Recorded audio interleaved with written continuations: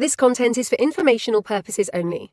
You should not construe any such information or other material as legal, tax, investment, financial, or other advice. Nothing contained on here constitutes a solicitation, recommendation, endorsement, or offer by Draper Goren Holm or any third-party service provider to buy or sell any securities or other financial instruments whatsoever. I'm bringing out the entire bottle of Patron. They're all exactly the same. Crypto art, and then what it really is an NFT. Wow. Eddie wants to slap the bag. So this is the next best thing. DeFi is going to be a bubble. It's provably scarce. With Mad Dog. Crypto, gold, and silver. Transparent substance. Take my money, start a war with it. Without further ado, cheers to you, brother. Get shit done. Because the system has to collapse before that. My Corona. Cheers. I feel much better now. Cheers. wow, that was heavy.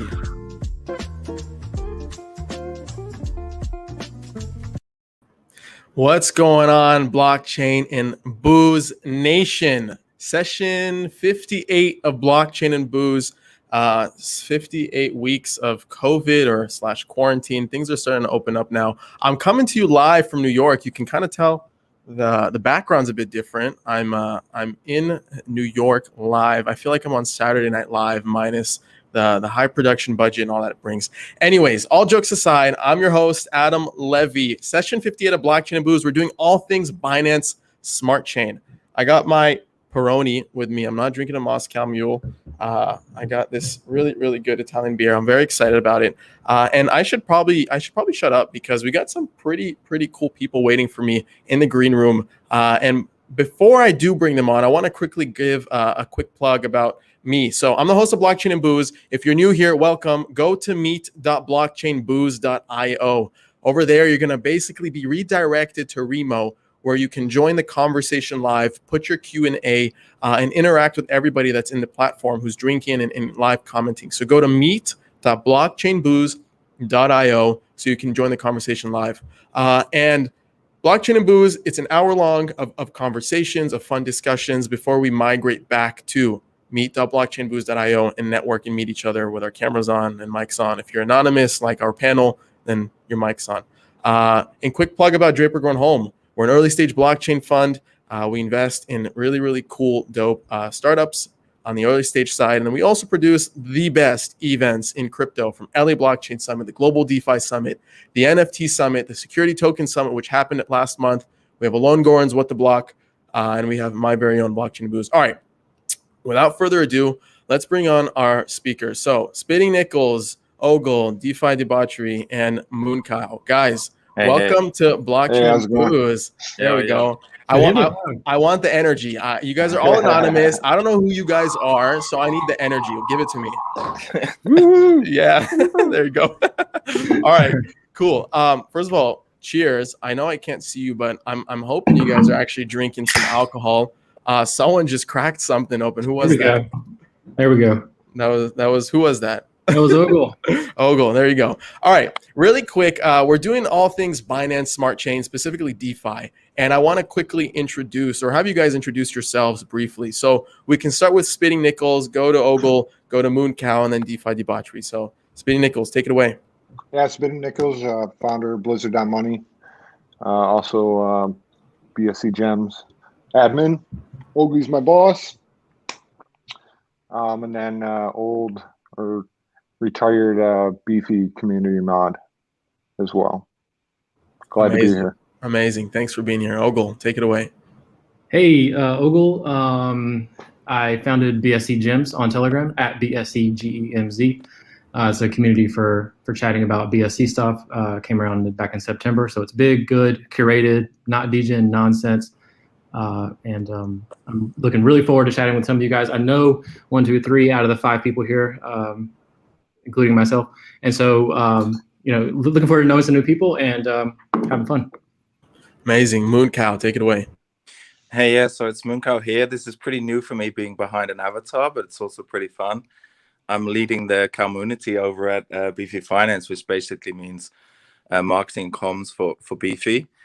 And looking forward to this chat. Amazing. And last but not least, DeFiDebauchery. Hey all, you may know me all over the BSC world. doing dev and community for Beefy and working with Nichols on Blizzard Money, part of Gems, and doing my own Twitter stuff for bridging the gap between technology and user friendliness. Amazing. And I actually forgot to ask you guys, what are you drinking, DeFiDebauchery?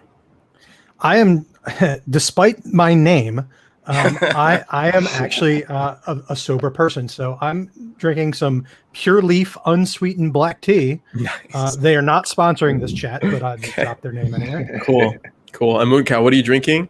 So it's about 2 a.m. over here, and I'm sorry to say that I'm drinking coffee. You guys are gonna have to drink for me over there. All right, I'll drink for you. Ogle, what are you drinking? Mooncow, don't worry about it because I'm over here double fisting right now. I've got Perfect. I've got a family size natural light in one hand, and I've got this this Guinness Extra Stout in the other. Perfect. And splitting nickels. What are you drinking? G&T, man. Nice. All the way. Guys, cheers to all of you. Let's get right into it. Okay, so this is my first time hosting a full I guess Binance Smart Chain dedicated panel. And I've been wanting to do this for a while because I've started tinkering with Binance Smart Chain and all that it brings, specifically because obviously gas fees are way too high on Ethereum. I am not a whale yet, soon to be a whale in hopefully a couple more years. And then I can play with the big boys on Ethereum. But all jokes aside, Ethereum's great. I love Ethereum. But Binance also introduced a really cool, I guess, features into the ecosystem that made it more approachable, made it more welcoming to newcomers. And I think we saw that pretty evident with the whole Safermoon craze and the TikTok analysts that brought a lot of traffic onto the Binance Smart Chain over the last couple of weeks. So I want to get started kind of referencing a quote that CZ said back in July 2020. Okay, let me pull this up really quick because I think it's a great starting point to kind of explore why CZ went through this route. All right, here we go. So I usually don't comment on other exchanges, but would like to congratulate Coinbase on the IPO plan, paving the way for other crypto businesses. And to answer the question, no, Binance is not planning an IPO. We plan to decentralize more. So my question for you guys, why do you think CZ took this route? Like, why not go through more of the traditional route and do an IPO on the public markets, right? Versus kind of carry more of this decentralized route. Like, what was his state of mind, you think? Yeah, I think it's pretty clear. Like the trend is decentralization, and he's been ahead of the trends for a few years, starting off with stable coins instead of regular fiat, and he's just continuing to be ahead of the curve. There's like advantages to being decentralized, both in terms of like HR opportunities, being able to be across multiple projects, but also just in terms of what can be built. It's a pretty smart move. Yeah. Anybody want to add to that? I wish there was something he left out, but I totally agree. Yeah. I 100%. Got you. I think it's interesting because you see Coinbase getting all this traction with more traditional finance and going more towards that route. And I wonder if down the line they're going to have to start offering more DeFi related services to kind of compete with the traffic that Binance or other exchanges that go through that route. What do you guys think? Is that you think that's going to happen down the line? Well, here's one thing that I think everybody missed. Binance does not operate very well in the US. So Coinbase has that advantage of being pretty well integrated into traditional finance because they have entrenched themselves in the US market, whereas Binance is more of a global. In fact, Binance US isn't even Binance. They're separate. They're technically a separate company from what I understand. So until that happens, until we kind of get more regulatory clarity, which I don't agree with, but also B, I feel like that's what Binance is waiting for, and that's what Coinbase is going to wait for, being able to navigate that trickiness in order to make those services available. Yeah, I agree, DeFi, and really CZ, most kind of great or semi great leaders are kind of control freaks.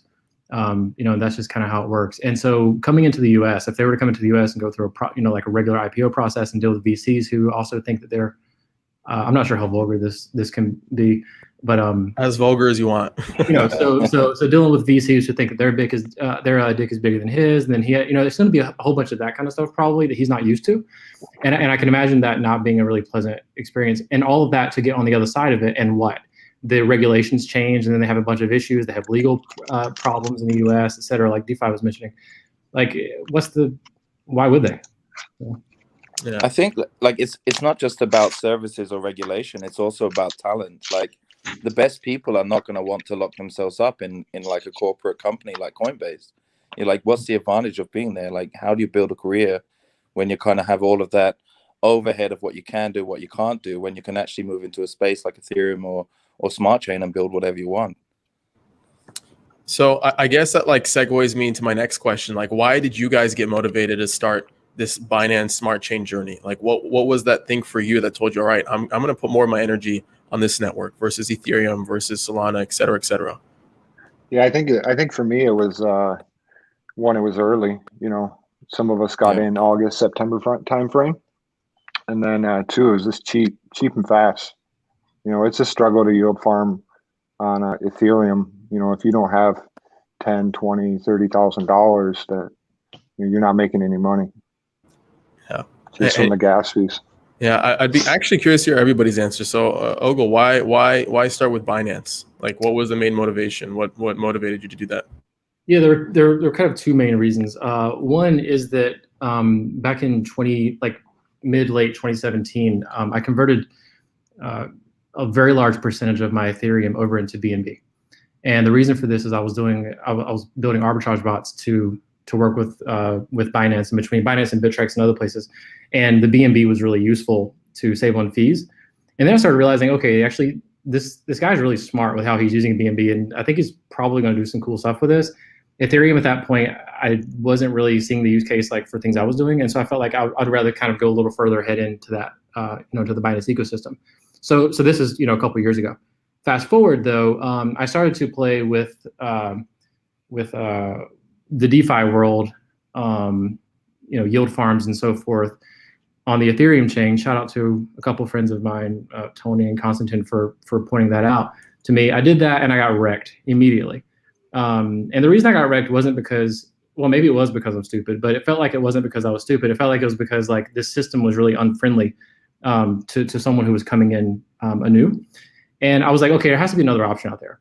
And I looked, and sure enough, BSC was on the EVM, and so you could essentially do the same things. I was delighted to see that, and then I was delighted to see that it used BNB as the currency, which I happen to have turned a bunch of my money into. So I said, okay, you know what? It's to my advantage to get as deep into this system as I possibly can, understand it as well as I can very early right now. And because of the semi-walled garden aspect of it, I think this is going to be more successful when the scams start to really hit, which of course, is what happened. People get rugged all the time, and the semi-walled garden aspect of it allows Binance and CZ and so forth to kind of stop a little bit of that, at least a little bit of that. So I was like, screw it, I'm all in on this. Now that's not to say that BSC is where, this is like the end all be all. I mean, it's not to say that I don't believe Solana has legs or AVAX, Avalanche has legs. Yeah. Because I do think they do, and I'm playing with those. But BSC, in my opinion, was and is where people should be if they want to actually have a reasonably good experience doing anything related to DeFi right now. Yeah, I think it's kind of like the people's chain. Basically anybody in the world with a internet connection can afford to transact on BSC. It really as long as you go through the up hoops in the US. As long as you go through hoops, sure. Yeah. But it just really opens things up, yeah, to everybody, how it should be. Yeah, go ahead. It's not just about how like open it is for users as well. It's also about developers and what's viable to build on Smart Chain versus Ethereum. I work for a product design studio over here, and there's projects that you just can't do on Ethereum right now. Something really cool like Kickback, which was all about going to meetups and staking your ETH and then like losing money if you didn't show up. But if the transaction fee is like $60 and you only want to stake $10 to show up for this meetup, like it's just not viable. And so, it's about deploying it in a way that actually means these projects get off the ground. And I think that's just what we've seen in the last, it's been less than 6 months. But all of these projects have kind of come out of nowhere. You know, it's a small group. We kind of know each other kind of from Beefy and things like that. But the other things that have been popping up, it's the same. You can just put stuff out there, get your users, and you have like a $200 million company within a few weeks.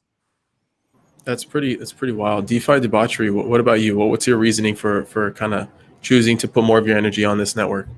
Yeah, so I'm going to do my own shout out to the Space Pools mining community. I was active with them, quote unquote, back in the day.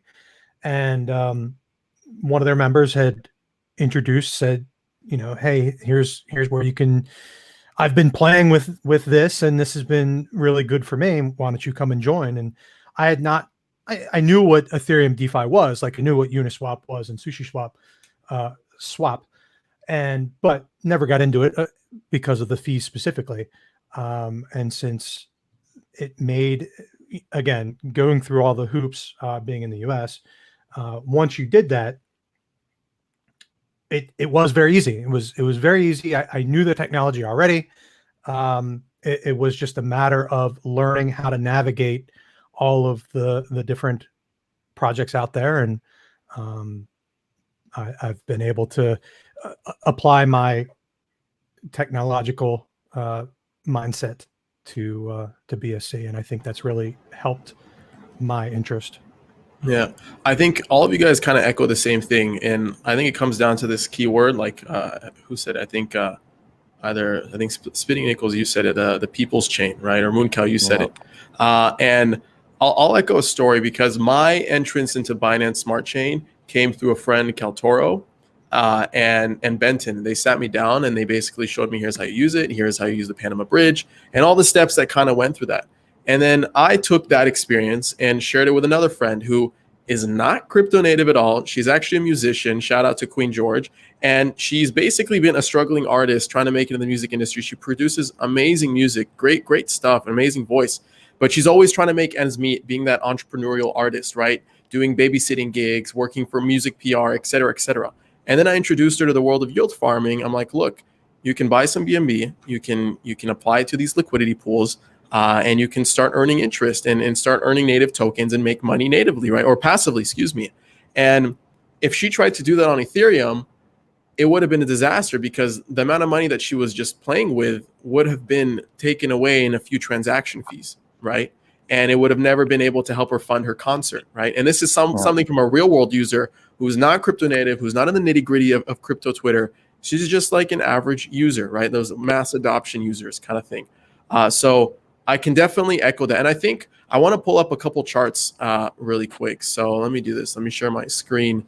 Let's just share my entire window for a minute. So I'm on DeFi Pulse right now, looking at the total value locked of Ethereum, right? DeFi on Ethereum, right? 76 billion. A year ago, it was, what was it? 919 million. Okay. Now let's look at DeFi Station. Let's look at the total value locked. It only gives me 90 days. But basically $470 billion compared to 90 days, or I guess $76 billion. Okay. And it like exploded really fast in less than a year. And I guess you guys can attribute it to the more obvious indicator of the gas fees, but is there anything else that comes to mind that could kind of attribute this massive explosion of adoption? You know, Adam, it's a bit like those guys out in African countries or India. They've gone like, they've never had landlines. They've gone straight into mobile phones. And I think like we've gone through this kind of like landline period with Ethereum in the last 2 years, like everybody kind of finding their way and finding it expensive and things like that. And then Binance Smart Chain has come along and it's basically opened up the world instantly for these people. So it's not just the fact that it's cheaper. It's again back to that viability. Like you said, you can tell your friend about it. You can get them moving on the same day. You could send them like, well, when BNB was like $45, you could send them half a BNB. They'd have enough fees for the rest of the year. So it's like all of these things gave this snowball effect from like September, October, and it's just carrying on like that. And I think also the community aspect. Yeah. I liken Ethereum to be this giant stadium. I mean, it's such a huge arena that you really can't find a lot of new things. Whereas BSC is a little bit more tight knit, especially with things like BSC Gems or other Twitter accounts that that are really focused on that. And I think it makes it easier for people to discover new projects and new opportunities. Yeah. Yeah, I completely agree with that. You know, I mean, I guess I'm biased, you know, being from BSC Gems, obviously, but whenever I would join, and whenever I do join now, Telegram groups that are around ETH projects, it's just a totally different feel. It's a completely different feel than whenever you join most TG groups that are related to BSC. And I'm not sure why that is, but I mean, I know at Gems that was the entire point there, is we wanted to get everyone together. Like, instead of like it all being competition, everyone's like fighting against each other. Can't Beefy and Auto work together? Right? I mean, can't they like help each other with their code and make sure that everything is safer and better and more communal, et cetera, as opposed to just fighting tooth and nail against each other? You know, it's just a different kind of feel. It's a different emotion that I think that you get with this community, and it might be because of the things like Mooncow and DeFi and Spinning Nickels we're talking about. You know, this is more of like it feels more like the people's chain. It doesn't feel very elitist. You don't join the group and then people are just are like talking down to you and condescending constantly because they happen to have $2 million in the bank and you have 20. You don't really experience that. But maybe it's also because, you know, we've all kind of started early at the same time. So you've got a lot of success stories.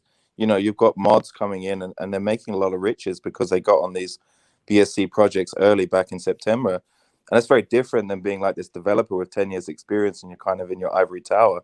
These are like really people who have helped build these projects and they're doing really well from it and they want to bring the same people in. And yeah, the community is really fun to be a part of. Yeah. I go ahead. Go ahead. Yeah, I mean, it's not a bad thing we're in a bull market too. Everybody's happy in a bull market, right? Let's see how it is in a bear market. Except when Doge takes over everything. Yeah. Well, you got to thank the TikTok analysts for that one. But okay, so when I had Mark Cuban on back a few weeks back, we were talking about liquidity, or he brought up an interesting point that I hadn't really thought about too detailed, and it's something that I want to pick your brains about. Where do you think the liquidity on Binance Smart Chain is coming from?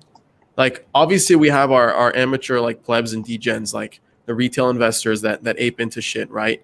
But like $47 billion is no joke. Do you guys think like a lot of this money is also coming from like private institutions that are dabbling with this stuff? Do you think it's coming from even Binance itself? Like, what do you guys think? Yeah, I mean, I think two big players is Binance itself and Alameda Research, you know, those type of firms as well. You know, they dabble in BSC, they dabble in Solana, dabble in ETH. It's just yield to them. And it's cheaper. You know, bots and arbitrage bots and that can transact more frequently, you know, less margins, cheaper gas. It just makes sense. And I think that's why you see, you know, sometimes that BSC might not be the fastest blockchain in the world as well, as there's just so many arbitrage bots and everything running all at once. Yeah, the TVL it really kind of came out of nowhere. Like there was, I remember I tweeted congratulations to Beefy for passing $10 million TVL, and I was like, I was stoked for them. You know, I was like, holy crap, $10 million TVL. You know, this was like, this was incredible. And then like a week later, it was 20 million. Right. And then a couple of weeks later, it was like 50 million. It's like, are you kidding? What's going on? And it did seem to plateau a little bit for a lot of the projects. I remember looking at Auto Farm, their TVL was like $200 million. And then suddenly it was $1 billion. And I said, what the heck just happened? Like, it was like a week and a half and it was $1 billion.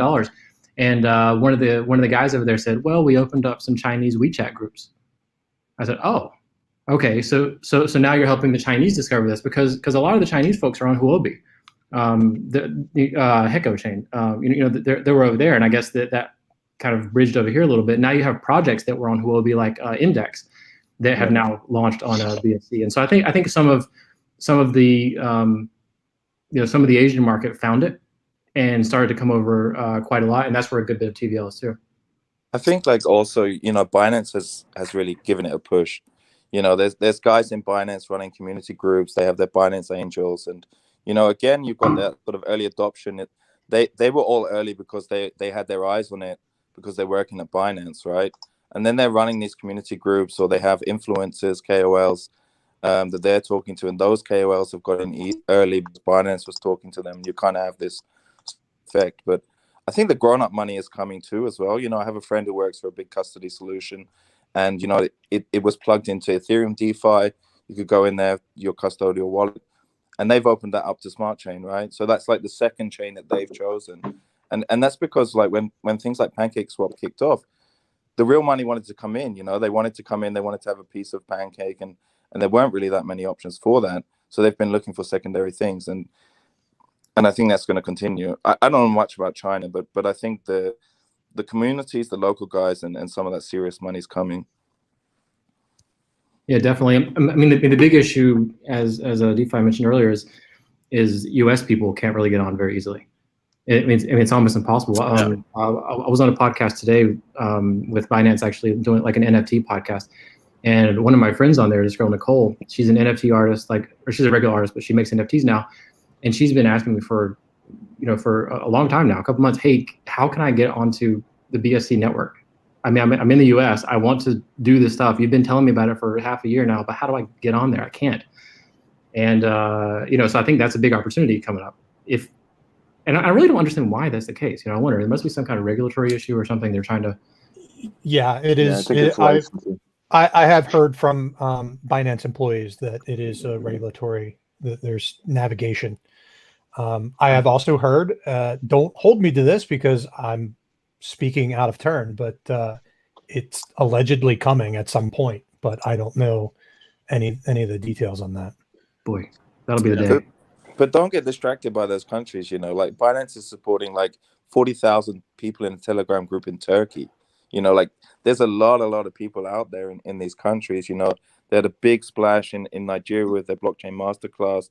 Like there's so many markets out there, and I think they don't need America to make this grow right now, especially with the sort of low fees and things like that. That can come later. They don't, but if we're talking about TVL, it's hard to ignore that that's where a lot would come from. Don't get me wrong, like adoption definitely comes globally. And to your point, Mooncow, like Binance's efforts in getting people connected to BSC and supporting them in their own local languages, their own locales is absolutely huge, and something that to go back to Coinbase, Coinbase would never be able to do because they don't really operate in that many countries. So I think this is big for their adoption. Yeah, I mean, it's really good funds too. I mean, speaking of the TVL DeFi, I'm really sorry, Adam. I can shut up if you. No, do your thing. This is all I prefer. I don't want to talk. I want you guys to talk. Yeah.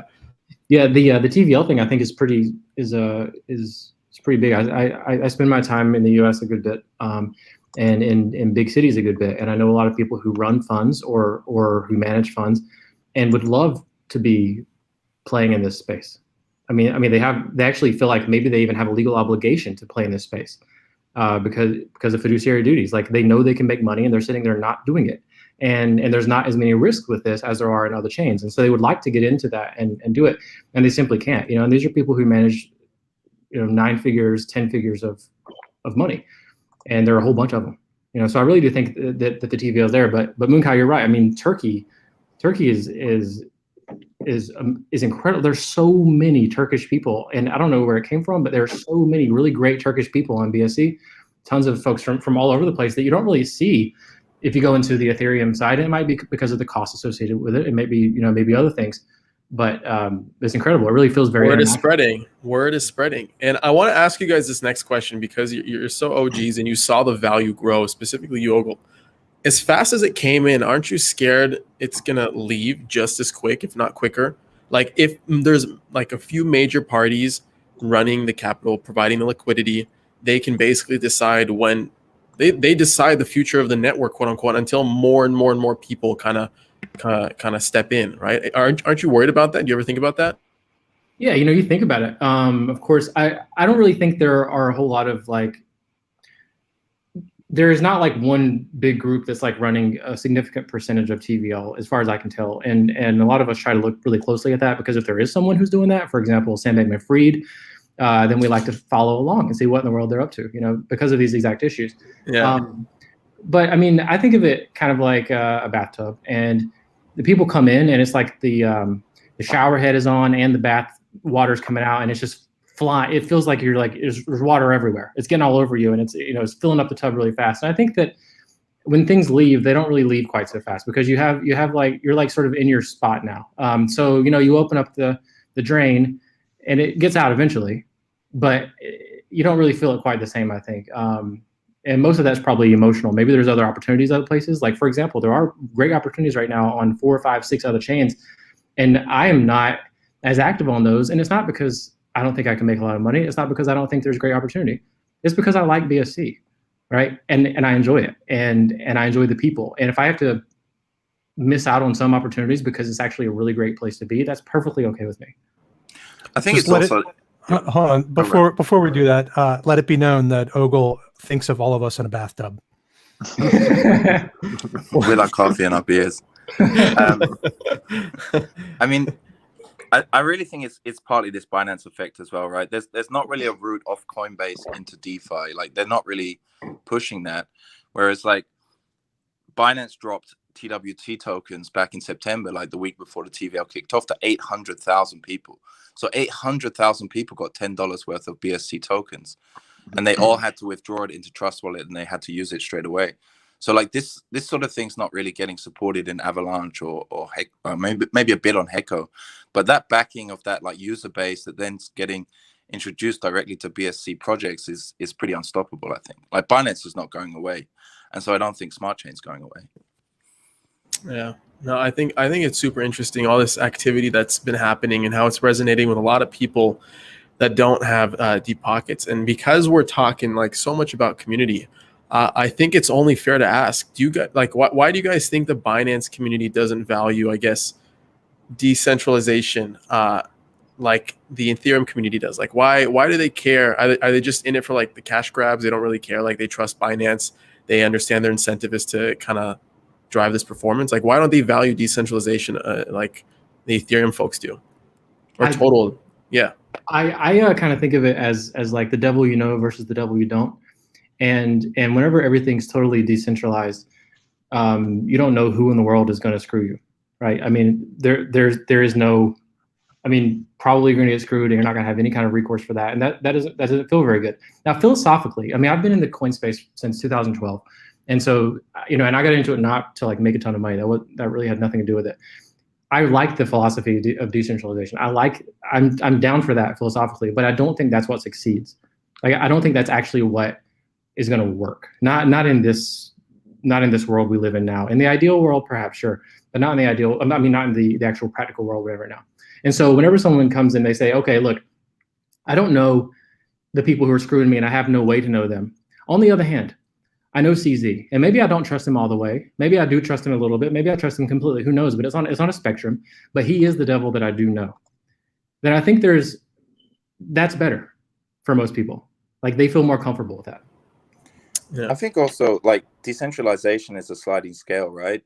Like there is validators. The validators are growing. They're getting more decentralized. They're no longer just like Binance bag holders, and people see it as a journey towards decentralization. And the opposite, what's happening on Ethereum, it's almost like this Burning Man effect, right?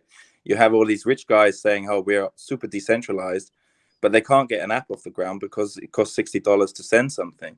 So it's like, what's the point of that level of decentralization if it's completely unusable? And I think Binance, as you saw in that CZ tweet that you brought up, like that's the journey that Binance is going on, and they're going to keep going to more and more decentralization. So it's not that Binance users or BSC users don't value decentralization. They just value the use case at the moment, and they see the decentralization as a journey. Anybody else want to add to that? I think that's it's about well said. Yeah, I think that's well said. I think that's really well said. And I think like I saw this tweet and I was trying to find it earlier, but I couldn't find it. It's like in the trenches of Twitter.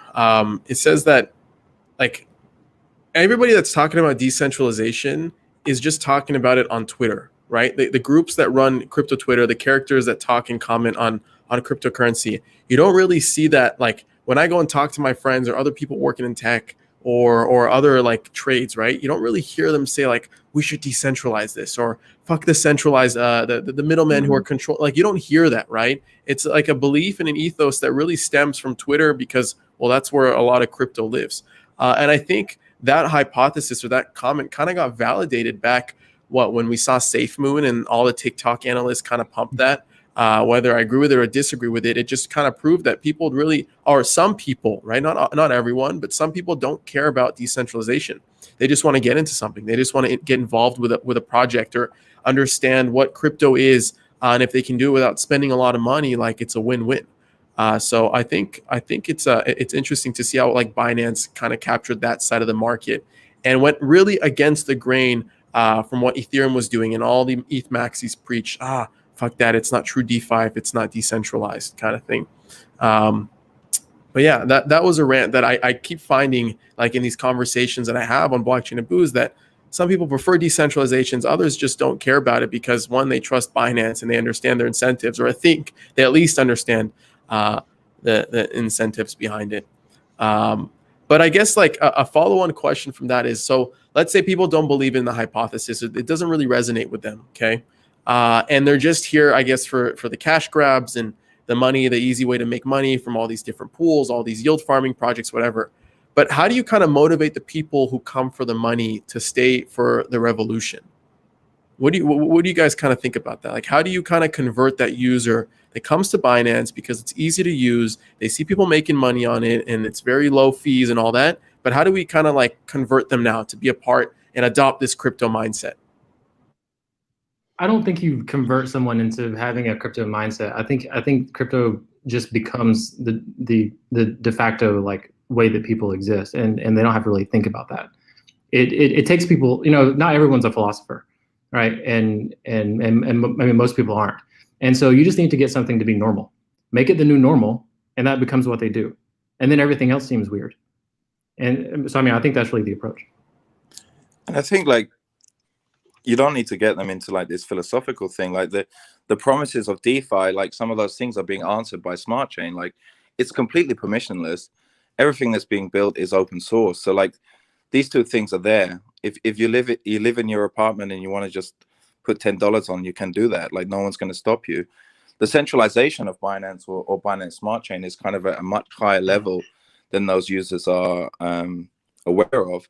And so they're getting all the advantages that you would hope for in a decentralized ecosystem without really having to worry what's there. And so I think, yeah, it's you can open a trust wallet and start working, and you can't get a bank account. Like that's the promise of DeFi, right? Or that's the promise of decentralization. So they are getting evangelized into that. And then the second thing is like, look at this community. It's like everybody on this call is basically started off as mods in channels and is now building companies. And they can see that happening. Like if you're in the Beefy Discord group, there's about 2,000 people there, and they're all thinking about what can I build, what can I be a part of. So it's happening. They're making money, but they're really getting into this crypto world as well.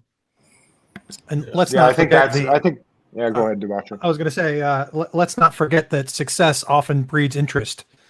Yep. Mm-hmm. Yeah, that's exactly what I was going to say. I mean, the two hottest places in BSC in my mind is Gems and the Beefy Discord. And you see a lot of people just dig in and learn, and they just keep learning and start their own project or become a mod. So they just kind of naturally fall into place, just become an evangelist. Would you guys say that the pumpamentals are different than those on Ethereum? Like what you guys kind of use to determine the viability of a project on Binance Smart Chain versus Ethereum? Or we can even focus that on Binance Smart Chain. Like what does alpha mean to you guys?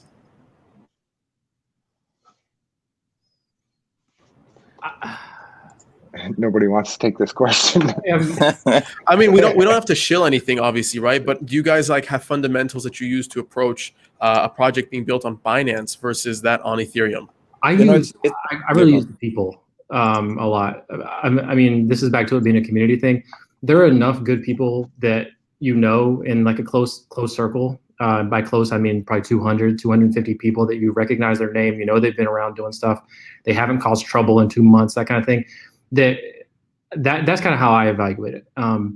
You mentioned Safermoon a few minutes ago. Everyone knows that I'm affiliated at least somewhat with Safermoon, which is Safermoon without all the rug code BS and stuff. That would never have gone anywhere. But people are actually buying into Safermoon right now, I think at least in some part, because because I'm working with it, right? Nichols is coming into it. DeFiDebauchery has not yet, joined the party, but I'm sure he will soon. And that's kind of how it works in a lot of cases. Say again? Was that an invite? Yeah, it was a / invite, DeFi, et cetera. But I think that's actually how a lot of these things work, and I think that Beefy is actually a really good example of that too. Like, Beefy has been around for a long time. People go to Beefy because they feel like it's safe. They feel like they know the people there. They feel like they're able to get not just make some money, they're able to get an education. They're able to learn. They're able to it's almost being like you're in an internship or something, and you can kind of get, figure out what you're doing and then go off and do your own thing. And it's more all encompassing, and that feels like safety. And so I think that alpha comes in a lot of ways, like you're asking, in a lot of ways from the community itself and the people and trust itself is sort of alpha. Yeah. And just for full transparency, I'm not a part of Safermoon. I don't own any Safermoon, but I understand the example. Yeah, that makes sense. I want to go and jump into like a discussion or a point of view and hear your thoughts on, like, I guess, the less obvious pros and cons when it comes to interacting with a more centralized blockchain, meaning nodes being operated and managed by Binance, right? Are there less obvious pros or cons that come to mind other than, I guess, the cheap gas fees? I mean, the big pro is, like, there's been some pretty big incidents on Smart Chain, Venus, like, locking up like $200 million in about their first week of being live. And then you kind of have this Safu process where people were able to help them out from the Binance side, and that's happened with smaller projects too. There was a like really malicious rug pull of about $30 million from Meerkat Finance, and again, because of that sort of like what you would say is bad centralization, like those funds were blocked and everyone got their money back. And like so that's happening at the user level. You lose $100. 2 weeks later, someone's found a way to unlock it for you. Yeah. And if you compare that to like the parity lockup, right, which is now worth around about 1.3 billion, the ETH community didn't unlock those funds, and it's crazy that they didn't unlock those funds in a sense when you compare it to something like Smart Chain. Like, what was the benefit of not rolling that back and letting people have their money? Decentralization, but doesn't really cut it when you're losing your life savings. Yeah. I think it's a good point. What else? What are like the less obvious ones? So reversing transactions and having like the big guys step in and kind of control the scene. What else comes to mind? And the lights keep turning on. I feel like I'm at a disco right now. It's amazing.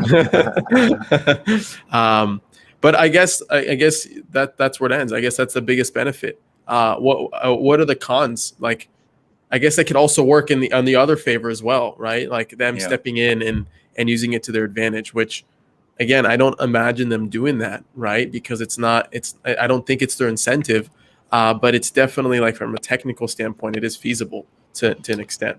I don't think so. I've heard this echoed a couple of times, but you need buy-in from validators to do that, because they are the ones that are actually certifying those transactions and have the authoritative copies of the blockchain. And there are 21 of them. And as far as I have been informed, Binance only owns 2 of them. So that's 10% of the validators. I think that would be pretty difficult to do a rollback in the way that's being implied. Got you. Okay. But also, like, go ahead. It's 21 groups who actually like care about their chain surviving. It's a small group. They can talk to each other, and they can make quick decisions and make the right decisions. And again, like, that is decentralization. It's just a smaller group.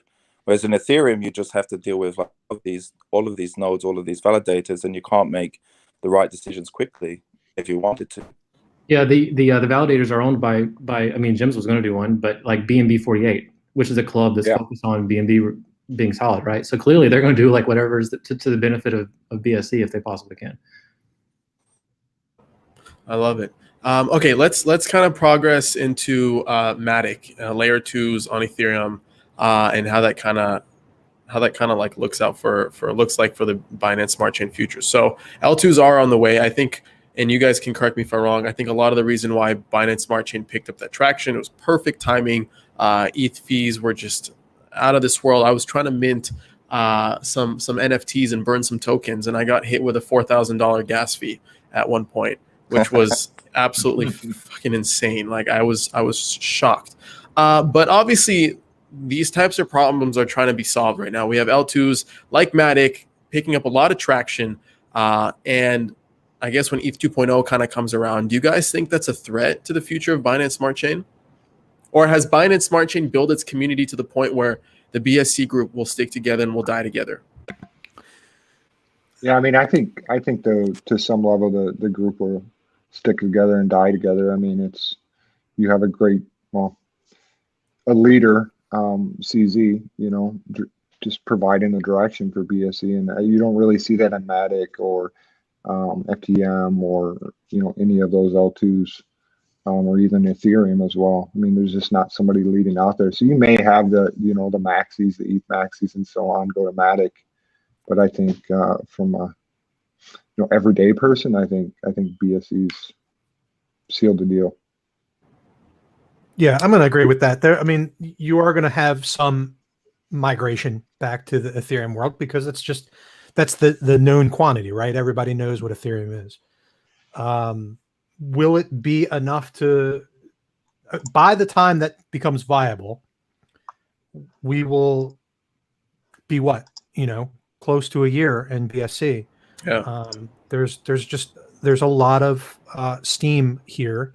And I think if Binance can figure out their US situation and really make the, and the community or the companies, I guess, on Binance Smart Chain get their bridging solutions in place, like there's absolutely it's not a zero-sum game, right? There's absolutely room for all of these other chains that are going on. Why not BSC and why not Ethereum? And I don't have that many concerns. Yeah, and I think there's also this element that like the people who build on BSC are pretty open to other chains, right? They're not like put off with like expanding onto Matic, Polygon, whatever it's called. You see that with Beefy is already on 4 chains. It's a BSC project, but they're totally open. Whereas you see these ETH maxis, like I was in a Telegram chat, I think like 2 or 3 weeks after Beefy launched and was trying to sort of explain to people it's like Yearn Finance on Smart Chain. They're like, well, CZ's the devil, and I'm never gonna like do anything with that. It's like, okay, well, you just missed out on like Pancake growing to like $40 and Beefy going to $2,000, and these projects, they're not just making like the people who hold the tokens rich, they're making the people who use the platform's money as well. And most of these projects are revenue generating, even the smaller projects, they're revenue generating. So why would the users leave, especially if they hold a bit of tokens for the protocols themselves? They're going to hope that those protocols expand onto those chains. They're not going to leave like with their own money and try and start again as a user, I think. Yeah, I think that Mooncow, you're talking about basically like the BSC community not being full of basically BSC maxis, right? And yeah, and you do see that with a lot of other places. It really doesn't feel like that in BSC. Like there's going to be your preference, wherever you made the most, probably, whoever your first kiss was, right? You're never going to forget them, but it doesn't mean you never kiss anybody else. And so like we have BSC gems, we also have Solana gems, and we got Hecko gems, and we have AVAX gems because people are going to go to other places. Okay, but the core of it for a lot of us is still going to be BSC. I think these are all great points. We only have about 5-6 minutes left. I want to go into the audience QA. So really quick, guys, for everybody that's watching the live stream on Cointelegraph or on Facebook or on YouTube, go to meet.blockchainandbooze and ask your questions in the QA. I'm going to go into that part of the segment right now. And the first question, let's start with a more friendly one. All right. And feel free to tell a story or reject the story. Okay. How did you guys end up with your nicknames? What's the story behind that? I'll go ahead. Random word generator. No. Yeah, mine was I'm a fan of alliteration and needed to find something that kind of reflected. Debauchery has a social connotation of being, like party stuff, but really it's just about being indulgent, and is really the core of the word. And I really jumped into BSC with both feet and tried to learn as much as I can. So sometimes without looking, So that was it seemed fitting. All right, fair. Who's next? I Yeah, I think- had a reputation of as a kid of being a little flirty, and the definition of the word OGLE is to like look at someone in a flirtatious manner, and so I kind of picked that up when I was a kid, and I've stuck with it. I think Ogle, I think people would be surprised that your avatar is a female, yet you sound like a dude. So yeah, so it's low key, man. Yes, it's low key, but who knows what's happening behind the scenes? Spitting Nickels, go for it. Well, how did you get your name?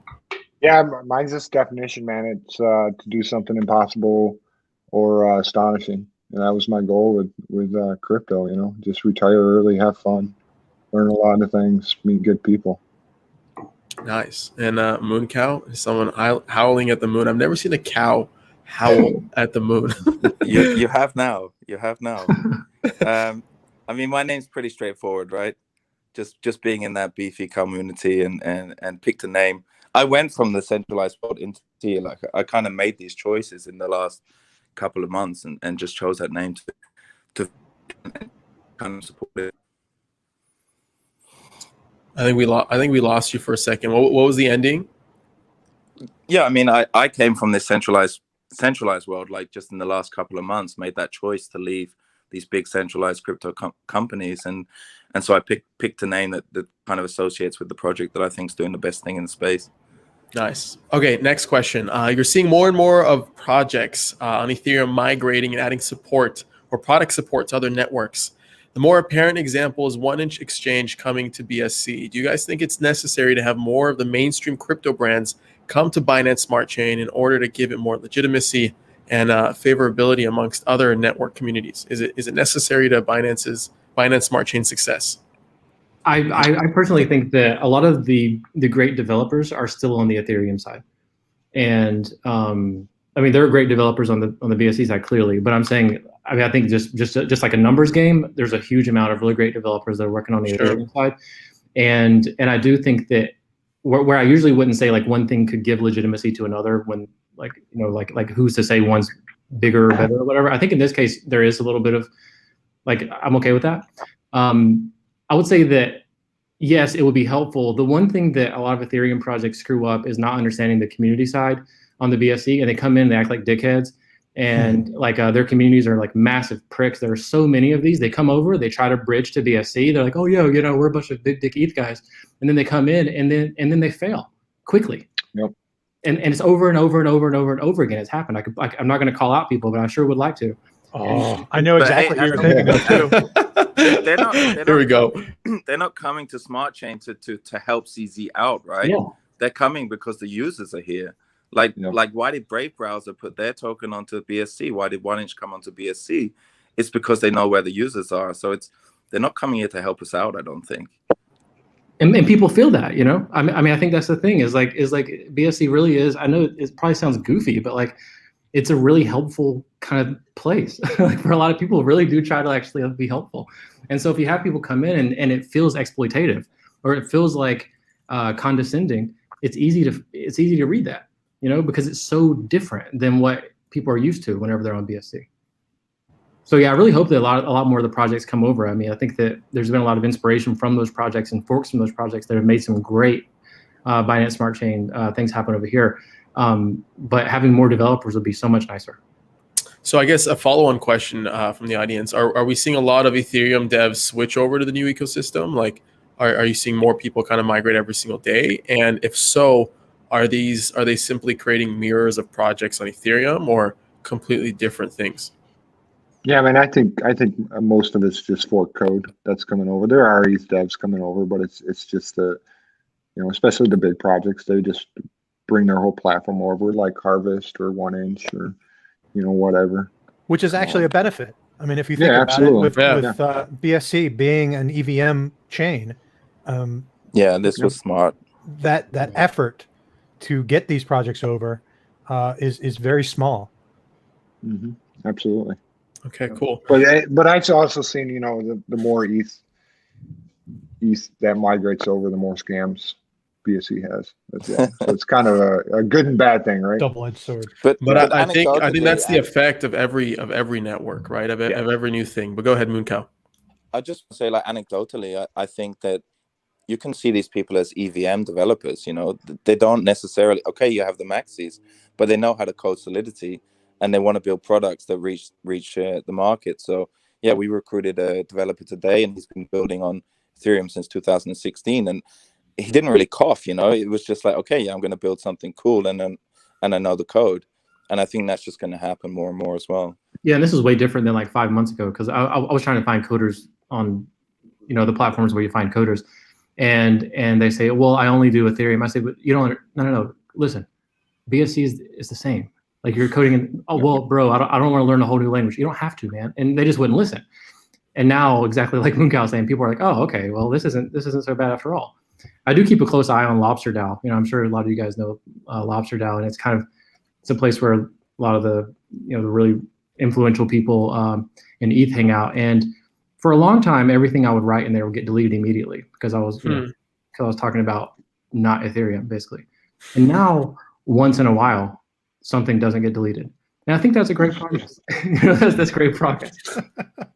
It's one of my favorite things is, as Oleg and I were here August, September timeframe, it's just seeing people that hated on BSC then, and now they love it, and now they're just getting started on BSC. It's kind of a great thing to see. It's like, and we were so early, so rare opportunity.